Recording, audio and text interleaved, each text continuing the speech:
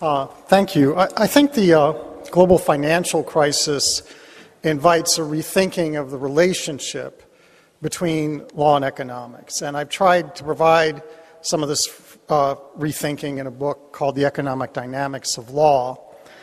Before I talk about the economic dynamics of law, however, I would like to say a few words about Guido.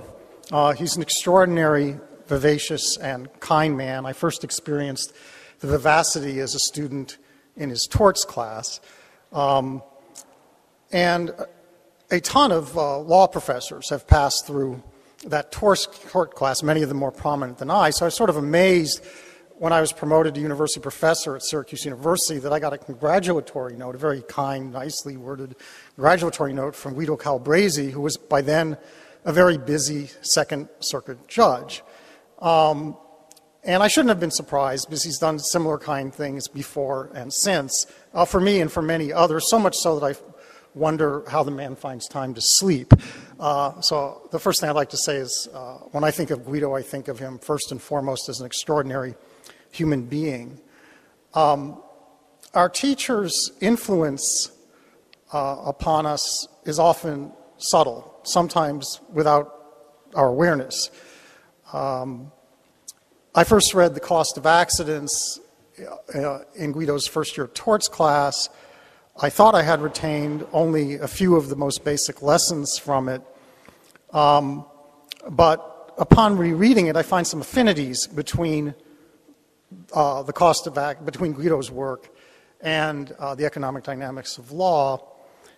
And I can't tell you whether that's because I read and understood more than I thought, or retained and understood more than I thought, or whether it's because one can't say very much fundamental about economics that Guido has not anticipated to some degree. And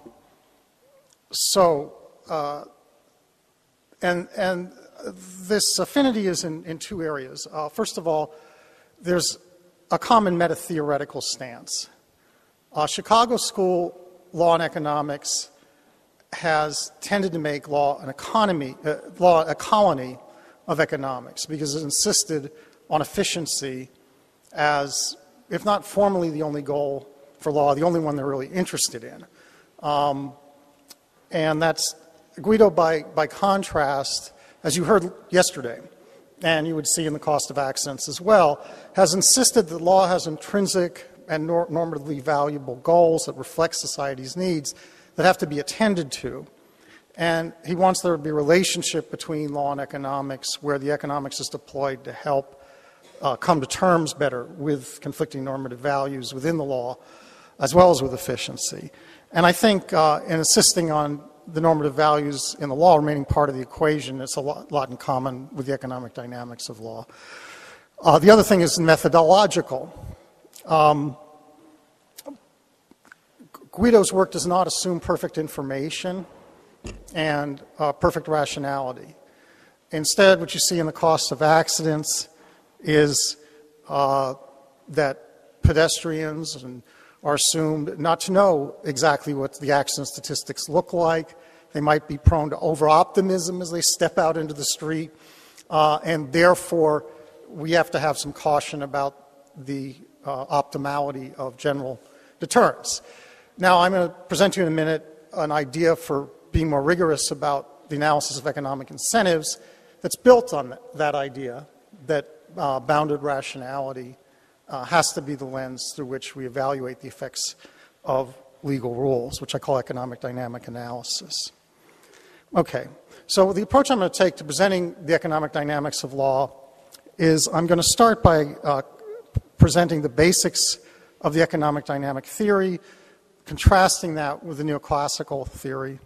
I'm then going to see how both play out in the financial crisis, and then this being a symposium in honor of Guido, whose home is in common law scholarship, I'm going to talk about what the economic dynamic theory might have to contribute to common law scholarship.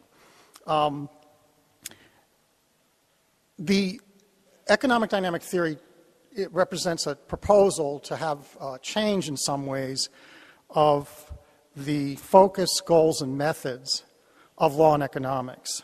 The focus is on the shape of change over time. That is, the assumption is that when laws are enacted or reformed, the reason is we see a negative trend developing, and the effort is to countervail that trend.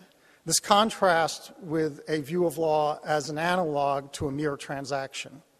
Law is not a transaction. Law is a set of rules that remain in place for a very long period of time. As such, they provide a background and a framework against which transactions occur. And a lot of different transactions can occur under any given legal framework. So I think it's better to view law as focused primarily on change over time. I suggest a goal that the most important economic goal for law is to avoid systemic risks while keeping economic opportunity open. That is, we cannot expect government to assure our happiness or be perfectly efficient, but we do expect government, the minimum expectation we have of government is it's supposed to present disasters, whether those disasters are a financial crisis, a climate crisis, or a terrorist attack. That's one of our minimum expectations for government. So I think it is useful to focus on these sort of macroeconomic goals, and I have some doubts about the microeconomic approach by contrast. Now, the analysis I suggest is something I call economic dynamic analysis, and this builds on the neoclassical legal economic insight, or just the general law and economic insight for that matter, that economic incentives are important. And what you see in a lot of legal scholarship is somebody says, well, law X provides an incentive to do Y. End of story. Now, I don't think that's sufficient. So if you say, well, there's a tax on marriage, this is a phenomenon in the U.S. tax code where it turns out that married couples pay more very often on their income tax than two people living together who are not married and filed separately. And so they'd said, well, this provides a disincentive to marry. Okay. But if you're seriously interested in law's effects, you have to ask a further question, which is, will couples contemplating marriage pay any attention to the tax code? That is, what does the bounds of their rationality look like for the target group for the law?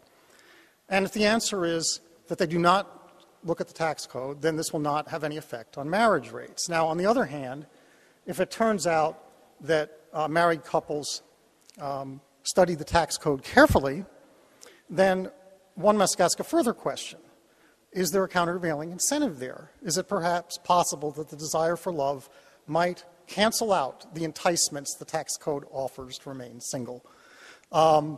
And so you have to think about that. And so the method, the core of the method, and there are other elements that I'm not going to have time to talk about, some of which are really just for very big legislative projects. But the core of the method then is to analyze the bounds of the rationality of the group that's being regulated and look at countervailing incentives to try to figure out how law will affect behavior. Now, that may seem very simple, and in fact, you do see it in very good legal analysis like Ian Ayers and Robert Gantner's work on default rules in contract and corporate law, but you'd be amazed at how often this isn't done and what sort of strange results you sometimes get for leaving that out. So that's, in a nutshell, what I'm proposing then is this macroeconomic focus on avoiding systemic risk while keeping opportunities open. Well, that's the goal, excuse me. A focus on change over time and this economic dynamic method of analysis.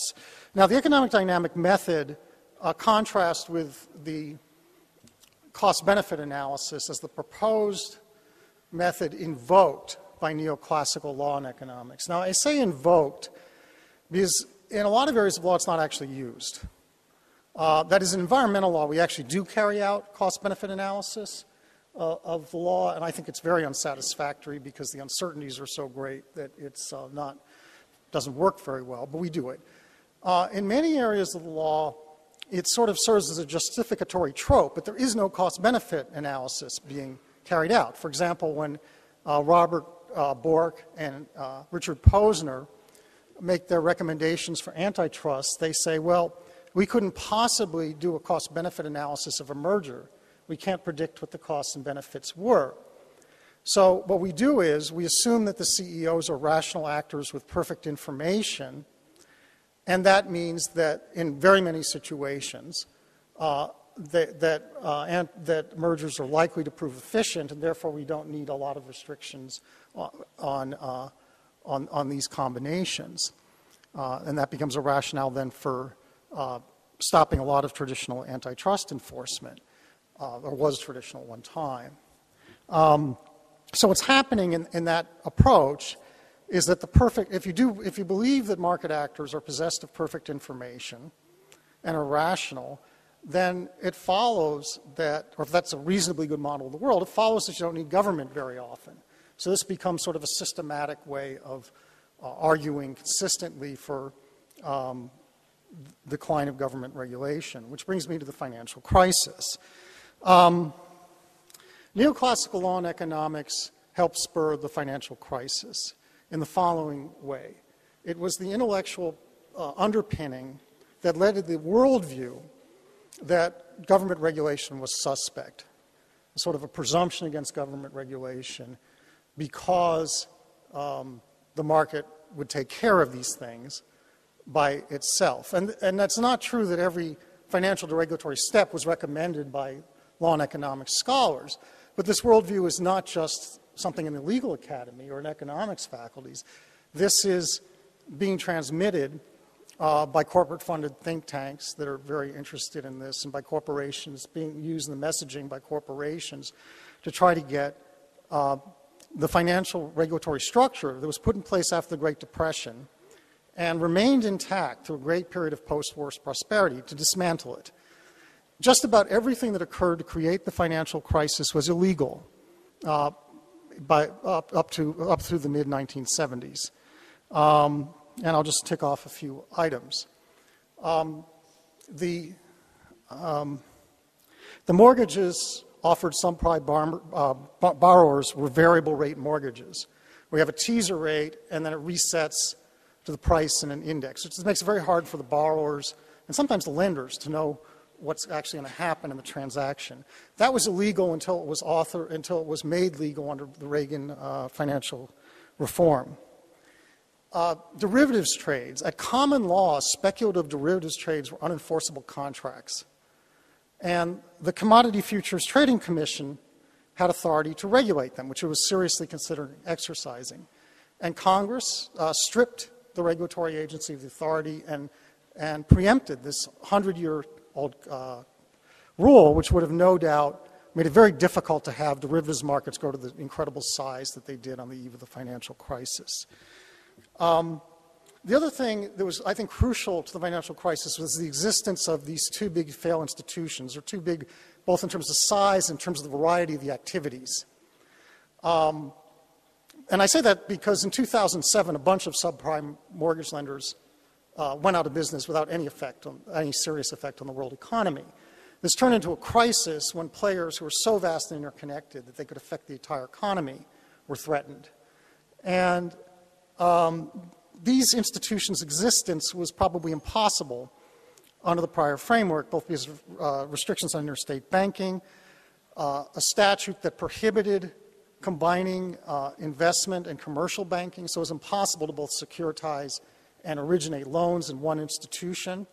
All that was legalized by President Clinton and the U.S. Congress when Glass-Steagall was repealed after a long period of regulatory erosion of the Glass-Steagall Act.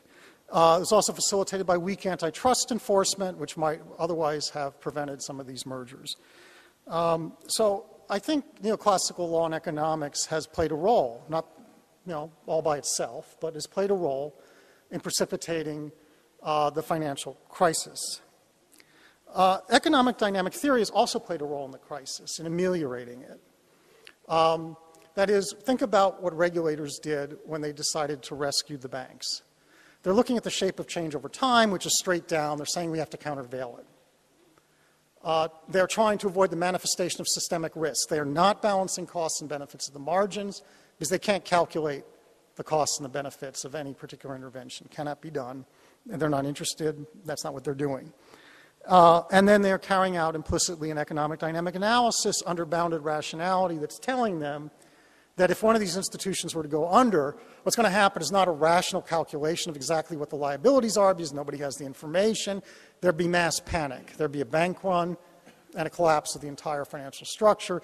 That's when when they saw that economic dynamic, the regulators got serious about seeing to it that these institutions did not fail, because if they did, they take the whole economy with them, at least after Lehman Brothers' demise. In terms of the future, the economic dynamic theory suggests we need to take structural financial reform more seriously than we have. Financial regulation has traditionally made a lot of reliance on disclosure law. So requirements for disclosure of information to investors. This is an efficiency-enhancing idea that gives people the market, the information and make it possible for markets to work well. But Professor Schwartz has pointed out that past a certain point, when you get to these complex derivatives, you're getting measures that are so complicated that the best informed investors cannot understand it. And he wrote this before the financial crisis and explained that not even institutional investors can understand this. And so no amount of disclosure is going to help that. At that point, when you're into that kind of a world, you have to think about structural reform. So this suggests that you need to, if you're serious about avoiding systemic risk, you need to take a very careful look at reforms economists have recommended by breaking up too big to fail institutions and perhaps restricting or even eliminating derivatives. And we just haven't looked seriously enough at these kind of reforms, although that may be changing. Now, the theory, I think, has fairly obvious application in an area of potential disaster like this. I don't think its applicability to the common law is nearly as self-evident. And I want to start by conceding that I don't think avoidance of systemic risk is very central to the common law. It does come up, for example, in that common law rule against speculative derivatives trading in some context. But the idea of keeping economic opportunity open as a fundamental function of law is something that's important in the common law. You might think that the future orientation, shape of change over time orientation of this theory, the focus, is inapplicable to the common law, because the common law is commonly described as retrospective, but in fact, no legal action has any effect except prospective. When an injured victim comes before a tribunal and says, I've been in an accident, the other person's at fault, award me damages, what happens? Well, the day the damages are awarded, perhaps that person feels some solace. Their bills get paid from thereafter. The most powerful judge in the world cannot relieve the pain and suffering they already experienced. Not only that, the effect going forward may be that other defendants are going to be more careful, and maybe this defendant and other defendants will be more careful. That's why the general deterrence function that Guido Calabresi wrote about in The Cost of Accidents is so important. So when we engage in common law change and reform, it does address the shape of change over time. And economic dynamic analysis is a method that can apply a wide variety of goals, so it's no problem in no matter what your goals are in the common law as anywhere else. And you see economic dynamic theory playing a role, for example, in property law. Around the same time The Cost of Accidents came out, and the work on property, a little before the work on property and liability rules, you saw Garrett Hardin's Tragedy of the Commons. Now, the Tragedy of Commons idea is simply this, that we have these commons resources that nobody owns, like the oceans, the air, or a pasture upon which everybody's sheep may graze. And it happens that if owners put sheep out on the commons, they get all the benefits from adding more sheep to their herds, but pay only a fraction of the cost of the degradation of the land. That's shared with other owners. So everybody has an incentive to add sheep. The result is degradation and perhaps destruction of the resource. And this theory this theory has predicted very serious consequences that come to pass. So you have like the depletion of ocean fisheries and other phenomena that follow this model of the tragedy of the commons. Now, So notice what this does. It's focused on the shape of change over time, where are we headed. It examines in many contexts the systemic risk. And in Garrett Hardin's hands, actually, it's using just rational actor assumptions. But subsequent work by Robert Ellickson and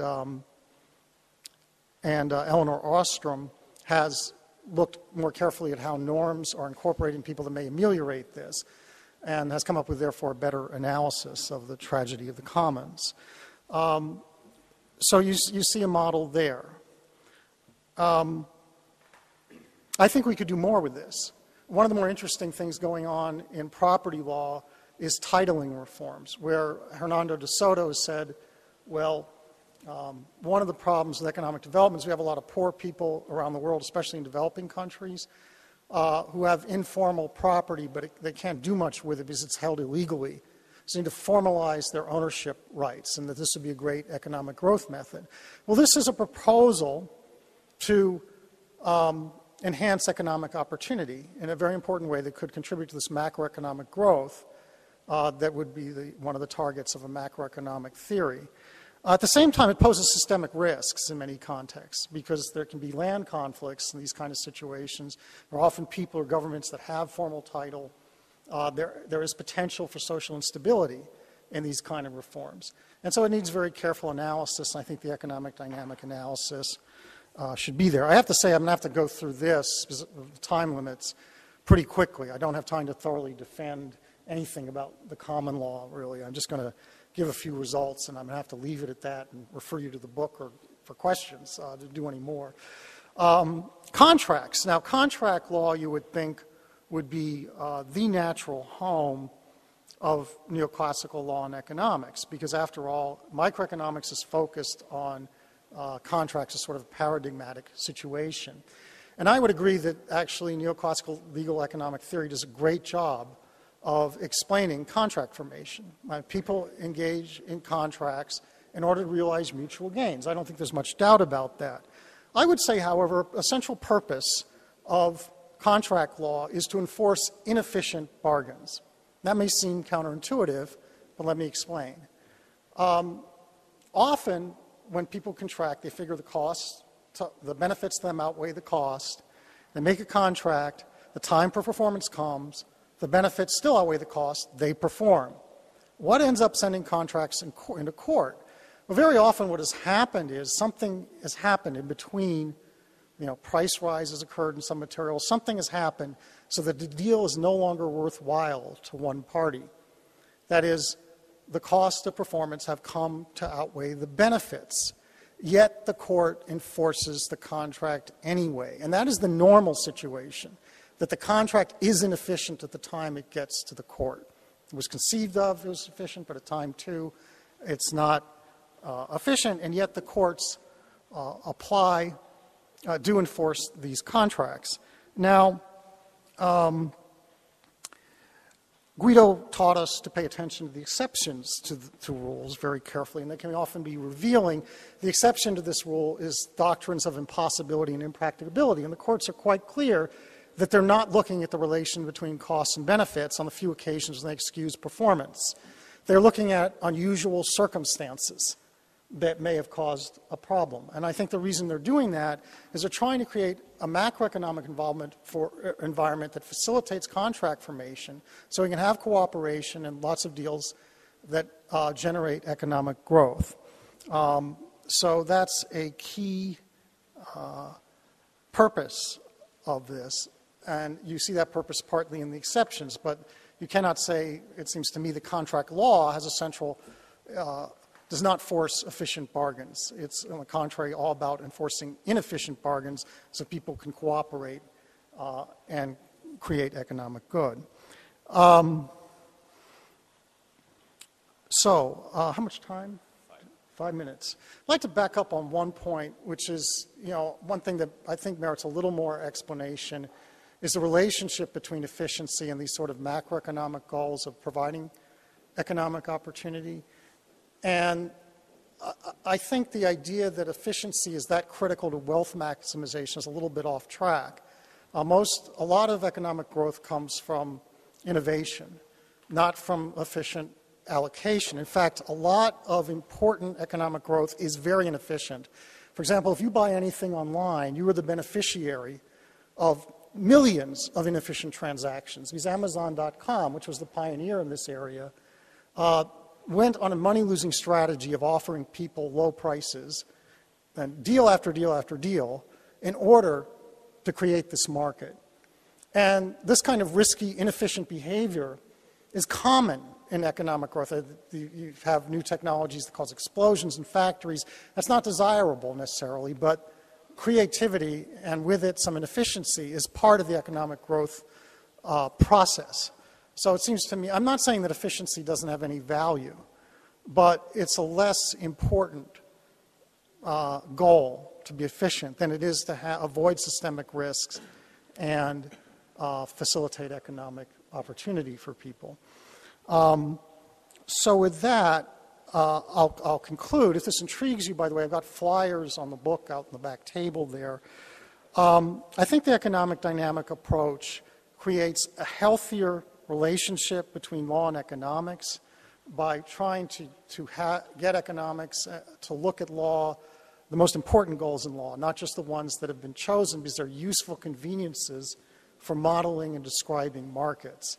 In some ways, it builds upon and systemizes ideas pioneered in the cost of accidents. And I think one of the virtues of the theory is it focuses on the most important goals we have, the most important economic goals we have. There are non-economic goals that are important too, but the most important economic goals we have are that of avoiding catastrophes while providing economic opportunity for people. And the economic dynamic approach provides an alternative that can be useful in a wide variety of areas of law. So with that, I'll take questions.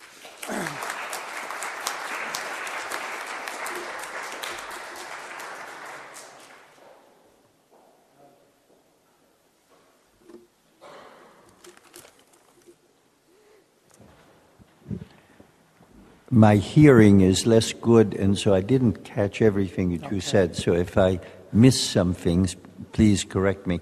I looked at the paper, but one thing that I wonder is how much are you talking about macroeconomics and macro law and economics and economic analysis of law in terms of the structure of a whole system, crises, and things of that sort, which has an interesting story because from the time I went to Yale, Gene Rostow wanted a course in macro law and economics and never could get anybody to teach it. He tried to get Bob Bork to do it, which, considering the antitrust relationship would, but he never could get anyone, and he was very frustrated because he thought it was crucially important, but evidently it was too difficult. And how much are you talking instead about a dynamic side of microeconomics, which I think a lot of what you're talking about also is, which is also hard, but is a little different. Now, I think what you want is a dynamic side of macro, which is the hardest of both. But sometimes when you talk, I think you are suggesting that law and economics, even at the micro level, would be much better if it were more open to dynamic. And for example, one almost never hears the name Schumpeter.